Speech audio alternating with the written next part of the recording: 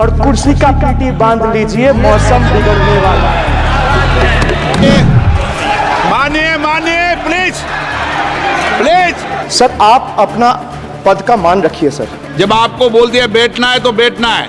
ये मुझ पे आरोप लगा रहे हैं, मैं पढ़ के बोल रहा हूँ। पीएम टेलीप्रॉम्प्टर से बोलते हैं। सर डिमोनेटाइजेशन इन नवंबर 2016। माननीय सदस्य, आप वर्तमान बजट पे बोले 2016 के बाद तो 2019। सर मैं बजट सर ये बजट पक्षपात नहीं चलेगा सर। बजट पे 50 साल पुराने इमरजेंसी का बात कर रहा था, तब आप चुप थे, बोले। और अब मैं डिमोनेटाइजेशन का माननीय बात कर सदस्य, रहा हूँ, आपको प्लीज। चुप रहे।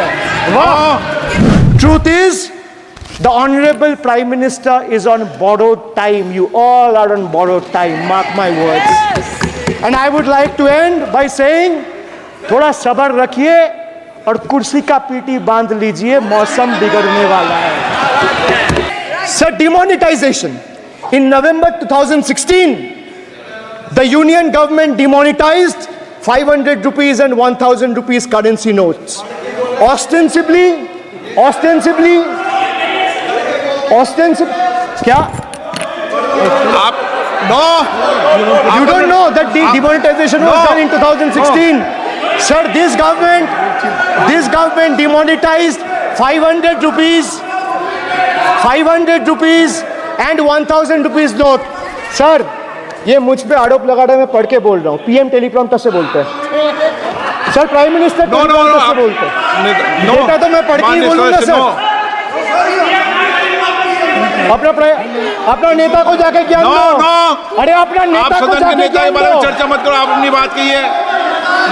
आप अपनी बात कीजिए। Sir demonetization was brought to combat black money. It was brought to combat corruption. It was brought to combat terrorism. However, the move resulted in a severe cash crunch and significant economic destruction.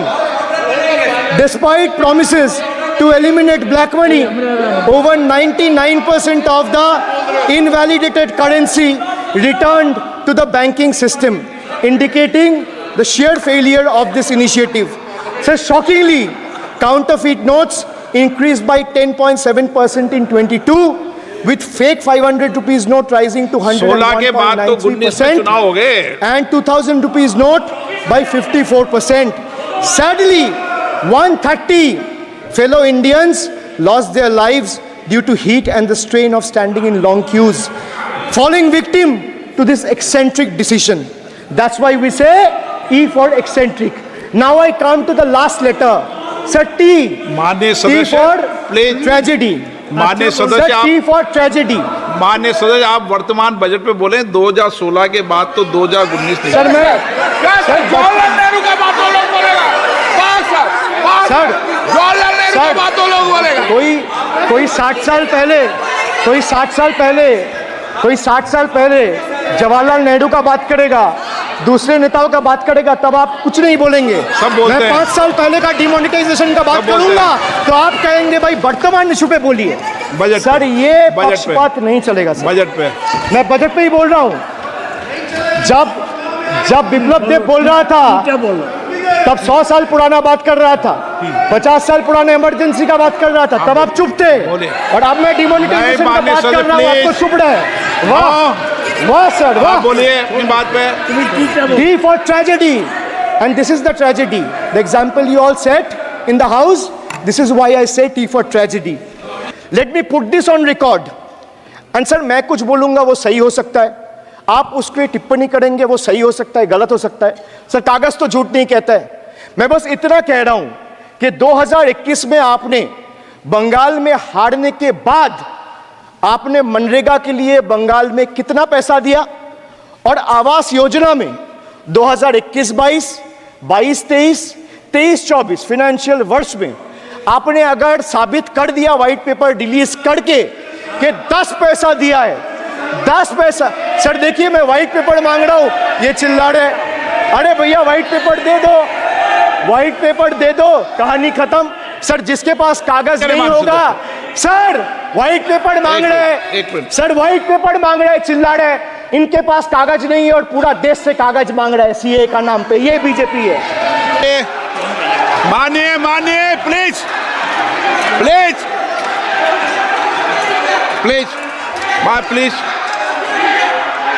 Please Kalyan ji please आपके सदस्य बोल रहे हैं आपके सदस्य बोल रहे हैं प्लीज एक चीज में सर मैं एक चीज स्पष्ट कर देता हूँ मेंशन ममता सर चेयरमैन सर ने बोला जो एक- इस सदन एक की मिनट, मेंबर एक नहीं मिनट, है एक मिनट। सदस्य नहीं है एक मिनट सर एक बार सुन हाँ लीजिए। हाँ एक मिनट प्लीज माननीय सदस्य आप भी बैठ जाए एक मिनट माननीय सदस्यगण हमें ये प्रयास करना चाहिए कि जो इस सदन का सदस्य नहीं हो उसके बारे में टिप्पणी नहीं करें सभी लोग इसकी पालन करने का प्रयास करें सर मैं एक चीज प्लीज प्लीज बोल दिया ना सबको बोल दिया सर हम लोग तो बोलते हैं बीजेपी लोग जब करते हैं हम लोग कुछ नहीं बोलते क्यों नहीं एक मिनट क्यों नहीं एक- Why discrimination? आप उनको नहीं बोलने देना चाहते आप उनको डिस्टरबेंस कर रहे हैं प्लीज अभिषेक जी एक मिनट अभिषेक जी एक मिनट मैंने सभी मान्य सदस्यों को आप डायरेक्शन देंगे क्या मुझे नो प्लीज बैठिए प्लीज माननीय ऐसे मत कीजिए प्लीज ऐसे मान्य सदस्य मेरे मत थपाइए जब आपको बोल दिया बैठना है तो बैठना है अभिषेक जी मैं एक चीज से स्पष्ट करता हूँ ऑनरेबल चेयरमैन सर ने बोला जो इस सदन के सदस्य नहीं है कोई भी सदस्य उनके खिलाफ कोई टिप्पणी नहीं करेगा सर मैं आपसे इतना पूछना चाहता हूँ पश्चिम बंगाल के चीफ मिनिस्टर ममता बनर्जी सदन के सदस्य है नहीं है बोलिए हाँ कि ना तो उन्होंने क्यों टिप्पणी किया सर आप अपना पद का मान रखिए सर उनको उठ के बोलिए माफी मांगेगा then I continue my speech no sir you have to intervene hello दोस्तों वीडियो की शुरुआत में आप लोगों ने देखा कि कैसे टीएमसी सांसद का तकरार ओम बिरला साहब से हुआ इस पर एक कहावत हमको याद आता है कि पहले वाला अभी जमाना नहीं रह गया कि जिसका लाठी है उसका भैंस होता क्योंकि अगर सांसद में लाठी दोनों तरफ मजबूत सत्ता पक्ष के पास भी है और विपक्ष के पास भी मजबूती से आज विपक्ष आया है तो ये पहले वाला नहीं है 2019 वाला कि बस चल रहा है ये 17वीं लोकसभा नहीं है 18वीं लोकसभा के चेयरमैन जो ओम बिरला साहब हैं वो बार बार टीएमसी सांसद को टोकते हैं जब बजट पर बात कर रहे होते हैं टीएमसी सांसद कहते हैं कि ये 2016 से 2019 भी हो गया ये पुरानी बात है तो जैसे तुरंत आप लोग वीडियो में देखा ही होगा कि कैसे उन्होंने तुरंत जवाब दिया कि 100 साल पहले बात करेगा 50 साल के पहले बात करेगा नेहरू जी की बात करेगा आपातकालीन का बात करेगा तो उसमें आप नहीं बोलते हैं और हम 5 साल पहले की बात कर रहे हैं तो तुरंत बोल दिए और ये बिल्कुल सच बात है जैसे ही विपक्ष के सांसद खड़े होते हैं बोलने के लिए बस वैसे ही ओम बिरला का मुंह भी एकदम समझ लीजिए कि भैंस की तरह बन जाता है और रोक टोक करने लगते हैं और जैसे ही इधर की बात बोलते हैं जो सत्ता पक्ष के वाले जो सांसद हैं इनके चेहरे पर एक स्माइल होती है खूबसूरत स्माइल आप लोग को पिक्चर में देख भी रहे होंगे कैसे दिखा रहे हैं आप लोग तो ये एक समझ लीजिए कि दोगलापन है और इनका ये मानना है और फिर राहुल गांधी जी ने भी कहा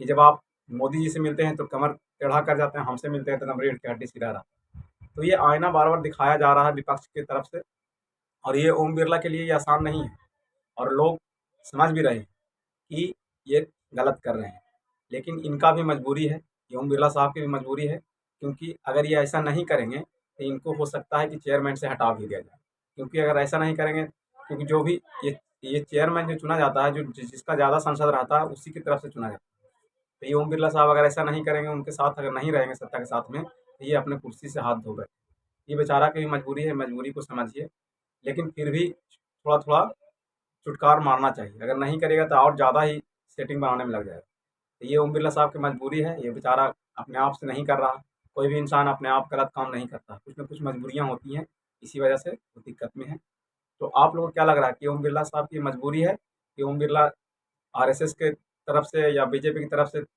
सचमुच में साथ दे रहे हैं आप लोग कमेंट करके हमको बता सकते हैं ये वीडियो आप लोग देखिए हम आप लोग के सामने एक से एक सांसद की वीडियो हम आप लोग के सामने लाएंगे और फिर डिस्कस करेंगे